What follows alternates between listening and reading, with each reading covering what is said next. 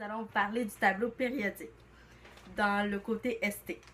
Donc, pour parler du modèle Rutherford, les petites particules de charge positive, ça s'appelle des particules alpha. Les particules de charge négative, c'est bêta. Et les rayonnements électriques neutres, les rayons Y, les gamma. L'expérience de la feuille d'or. Rutherford a bombardé une feuille d'or avec des particules alpha positives. Puis il a remarqué trois comportements. Le premier, la majorité des particules alpha ont traversé la feuille sans aucune déviation. La deuxième, un petit nombre ne traversera pas, mais rebondit. Un certain nombre fut dévié après avoir traversé. Puis ces résultats démontrent que le modèle Thomson, selon lequel l'atome est une sphère pleine, est inexact. Puis là, il s'est dit que l'atome est essentiellement constitué de vide. La matière est concentrée dans un petit espace. Il l'a appelé en 1911 le noyau. Par la suite, le noyau possède une charge identique à celle des particules alpha, puisqu'elle est déviée. On peut alors déduire que le noyau a une charge positive. Puis ses caractéristiques essentielles au modèle atomique Rutherford est que l'atome est constitué de vide.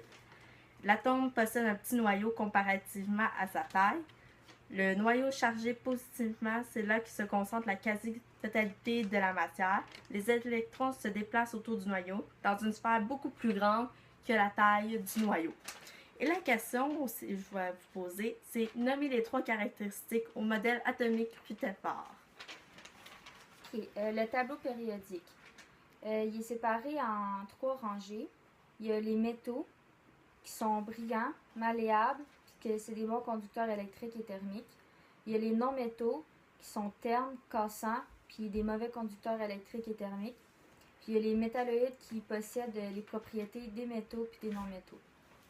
Après ça, il est séparé en quatre grandes familles. Il y a les alcalins, dans la première colonne des métaux, qui possèdent un électron de valence. C'est des métaux mous puis très réactifs. Après ça, il y a les alcalino-terreux, qui sont dans la deuxième colonne. C'est encore des métaux. Ils ont 2 électrons de valence. C'est des métaux plus durs puis ils sont moins réactifs. Après, il y a les halogènes, qui sont dans l'avant-dernière colonne. Ils possèdent 7 électrons de valence, sont très réactifs. C'est des bactéricides puis ils sont corrosifs.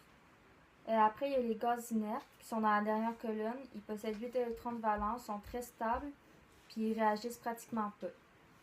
Aussi, il y a les périodes du tableau périodique qui correspondent à une rangée puis qui comptent le même nombre de couches électroniques. Fait que, merci de nous avoir répondu. Ah, la question. Décrivez la différence entre un métaux, métalloïde et un non-métaux. Donc, merci de nous avoir écoutés et à la prochaine.